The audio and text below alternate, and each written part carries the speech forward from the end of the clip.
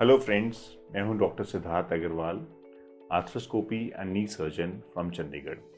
हम last time discuss कर रहे थे नी के मेनिस्कस के बारे में।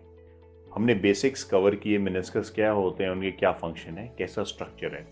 अब हम डिस्कस करेंगे उसमें क्या क्या टीयर हो सकते हैं, उन टीयर्स की क्या मैनेजमेंट है, और एमआरआई की रिपोर्ट में जो आपके वेरियस टीयर्स लिखे होते हैं हम उसको कैसे इंटरप्रेट कर सकते हैं एज अ पेशेंट। ये 3 पॉइंट्स हम डिस्कस करेंगे। मेनिस्कस के 3 पार्ट्स हैं। अगर हम देखें, ये सी शेप मेनिस्कस है हमारा घुटने का।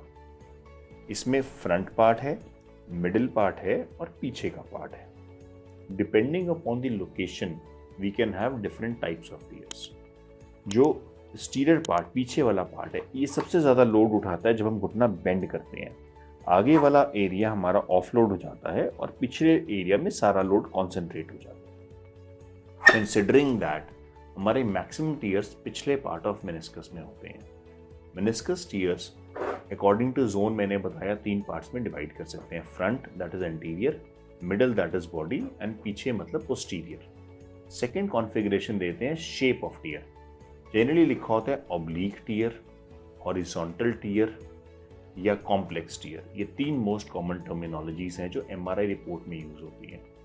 एक चौथी और 5वीं टर्मिनोलॉजी है फ्लैप टीयर और लॉन्गिट्यूडनल टीयर, जो अनकॉमनली यूज होती है। मैं आपको समझाता हूँ क्या होते हैं। अगर एक सिंगल लाइन ऑफ टीयर है, single line through the substance बीच में से जा रही है, that is a linear oblique tear. अगर वो टीयर काफी मल्टीपल तरीके से फटा है, वो सिंपल 2 पार्ट्स में नहीं है, फ्रंट साइड 3-4 जगह से टेयर हो गया, जैसे हम इस पेपर की तरह से हम डिस्क्राइब कर सकते हैं। द सिंपल लॉन्गिट्यूडनल एक लाइन टीयर हुई, this oblique tier.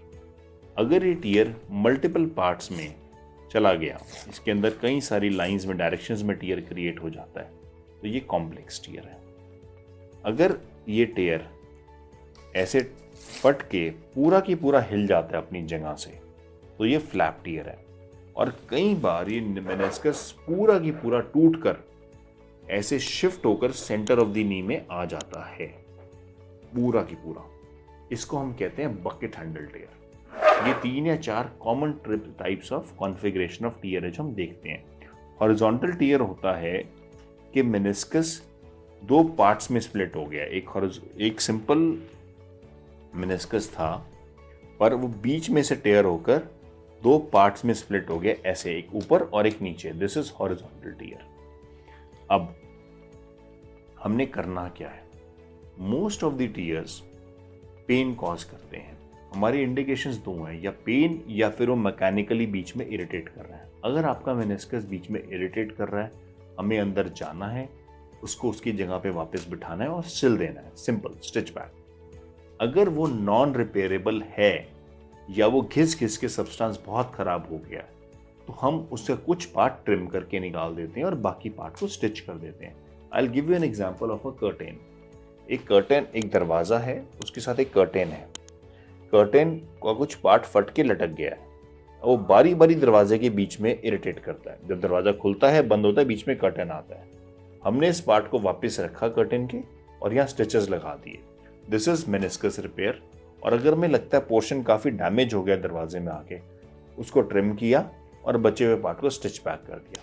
This is meniscal repair. Meniscus is a very important part of your knee. ये हमें अपनी हर एक्टिविटी के लिए चाहिए। सो हमारा मैसेज यही है कि हम ज़्यादा से ज़्यादा मेनिस्कस बचाने की और रिपेयर की कोशिश करें। That is all what I want to convey in this video, कि मेनिस्कस टीयर लाइटली मत लें और जितना हो सके उसे कंजर्व करने की कोशिश करें, निकालने की नहीं। Thank you friends. अगर आप इसके बारे में, मेनिस्कस के बारे में जो मेरे से डिटेल में डिस्कस करना चाहते हैं, मेरी ईमेल पर मुझे ईमेल कर सकते हैं, मुझे इस नंबर पर व्हाट्सएप कर सकते हैं। I will be more than happy to answer your questions. Thank you very much.